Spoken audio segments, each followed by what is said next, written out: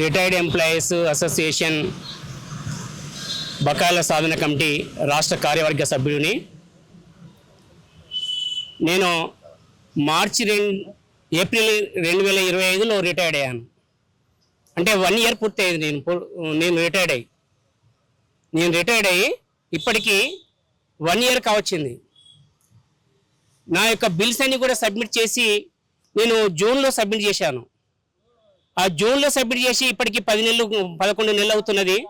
కానీ ఇంతవరకు నాకు రావాల్సినటువంటి ఆ రిటైర్మెంట్ బకాయిలు అనేటువంటిది ₹1 కూడా రాలేదు. నాకు 56 లక్షల రూపాయలు రావాలి. ఇంతవరకు ₹1 కూడా నాకు రాలేదు. కేవలం ఒక పెన్షన్ మాత్రమే వస్తున్నది. జీపీఎఫ్ కూడా రాలేదు. పిఆర్సీ 2020 ఏరియర్స్ అని ఉంటవి. అవి అంతకుముందు ఫిబ్రవరి 2025 వరకు మాత్రమే ఇచ్చారు.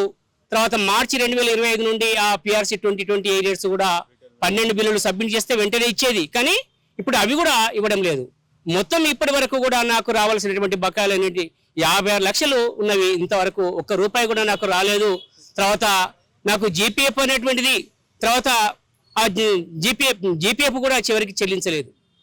ప్రభుత్వము ఇక ఏ విధంగా చేస్తున్నదంటే మమ్మల్ని ఇంతవరకు కూడా 93 మంది ఈ విధంగా రాష్ట్ర వ్యాప్తంగా రిటైర్మెంట్ బకాయిలు రాక మానసిక వేదనతోటి అనారోగ్యం పాలై తర్వాత ఆసుపత్రుల లోపల కొట్టుమిట్టాడుతూ తర్వాత చివరికి ఆసుపత్రుల లోపల చికిత్స చేసుకోవడానికి డబ్బులు లేని కారణంగా కూడా చాలా మంది చనిపోవడం జరిగింది.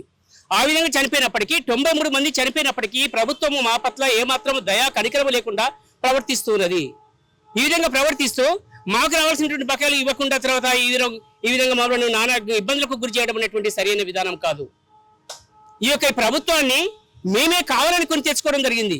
ఈ ప్రభుత్వాన్ని గత బీఆర్ఎస్ ప్రభుత్వము తర్వాత ధనిక తెలంగాణ ఉన్నటువంటి ఆ యొక్క తెలంగాణను అప్పుల తెలంగాణగా మార్చినటువంటి కేసీఆర్ కు తగిన బుద్ధి చెప్పడం కొరకే ఈ యొక్క రేవంత్ రెడ్డి ప్రభుత్వాన్ని, కాంగ్రెస్ ప్రభుత్వాన్ని మేము గద్దెనెక్కించడం జరిగింది. అయినప్పటికీ కూడా మా రావాల్సినటువంటి బకాయిలు అనేటువంటిది ఈ ప్రభుత్వం చెల్లించడం లేదు. మొన్న ఏప్రిల్ 2026 లోపల 1000 కోట్లు చెల్లించామని ప్రభుత్వం చెప్పుకుంటూ ఉన్నది. ఆ 1000 కోట్లు అనేటువంటిది జీపీఎఫ్లు అనేటువంటివి అక్టోబర్ 2025 వరకు ఎవరైతే జీపీఎఫ్ ఆ చెక్ సబ్మిట్ ఎస్టీఓలో సబ్మిట్ చేశారో వారందరికీ కూడా అక్టోబర్ 2025 వరకు మేము చెల్లించామని ప్రభుత్వము అనేక ప్రధాన మీడియా లోపల ప్రకటించుకోవడం జరిగింది. ప్రధాన వార్తాపత్రికల లోపల, ప్రింట్ మీడియా, ఎలక్ట్రానిక్ లోపల కూడా ప్రచురించుకోవడం జరిగింది. కానీ మాకు ఎవరికి కూడా ఇంతవరకు ఆ బకాయిలు అనేటువంటిది అక్టోబర్ 2025 వరకు జీపీఎఫ్ అనేటువంటిది రాలేదు. ఆ జీపీఎఫ్ అనేటువంటిది ఎవరికి వచ్చిందంటే తక్కువ సంఖ్యలో ఉన్నటువంటి గవర్నమెంట్ జీపీఎఫ్ వారికి మాత్రమే, కొద్ది మందికి మాత్రమే గవర్నమెంట్ జీపీఎఫ్ రావడం జరిగింది. అదేవిధంగా దాదాపు పోలీస్ డిపార్ట్మెంట్ లో ఉన్నటువంటి వాళ్ళందరికీ కూడా దాదాపు ఏజీ అంటే గవర్నమెంట్ జీపీఎఫ్ ఉంటుంది, వాళ్ళకు కూడా రావడం జరిగింది. కానీ టీచర్స్ తర్వాత మిగతా ఉద్యోగులందరికీ కూడా పంచాయతీరాజ్ డిపార్ట్మెంట్ కాబట్టి వాళ్ళకు జిల్లా పరిషత్ జీపీఎఫ్ ఉంటుంది. కాబట్టి ఆ జిల్లా పరిషత్లో ఉండేటువంటి వారికి అక్టోబర్ 2025 వరకు ఎవరికి కూడా ఆ రిటైర్మెంట్ బకాయినటువంటి జీపీఎఫ్ అనేటువంటిది రాలేదు. ప్రభుత్వము కావాలని తప్పుడు ప్రచారం చేసుకుంటూ వస్తున్నది. ఈ విధంగా 1000 కోట్ల లోపల మాకు ఎవరికి కూడా దాదాపుగా కొద్ది మందికి మాత్రం ఇచ్చిన దాంట్లో దాదాపుగా 100-150 కోట్లు మాత్రమే ఇవ్వడం జరిగింది. మిగతా అన్ని కూడా కాంట్రాక్టర్లకు తర్వాత సర్వీస్లో ఉన్నటువంటి ఉద్యోగులకు మాత్రమే రావడం జరిగింది. కాంట్రాక్టర్లకు ఇచ్చినట్లయితే వారికి కమిషన్ వస్తుంది కాబట్టి వారికి అందుకొరకే వాళ్ళకు ముందు చెల్లిస్తూ వస్తున్నారు. కానీ ఈ విధంగా ప్రభుత్వము ఈరోజు మన 2వ తారీఖు నాడు చర్చలు జరిపినటువంటి హామీలు ఏ ఒక్కటి కూడా నెరవేర్చలేదు.